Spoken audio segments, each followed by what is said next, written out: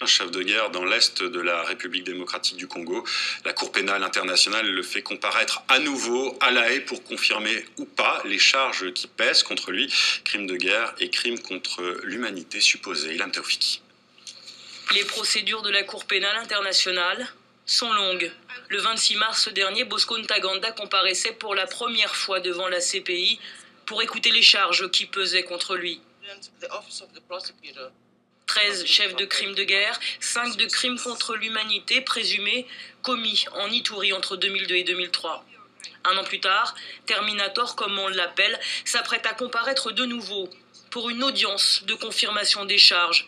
Une audience qui servira à déterminer si oui ou non le suspect a commis les crimes qui lui sont imputés. Si oui, un procès aura lieu. Quand les voies de la CPI sont impénétrables. Une chose est sûre, l'ex-chef de guerre devra répondre de l'enrôlement forcé de 97 enfants soldats, de meurtres, de viols, d'esclavage sexuel, de persécutions contre les populations civiles.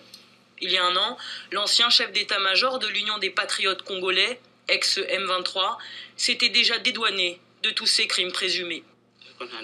J'ai été informé de ces crimes, mais je plaide non coupable.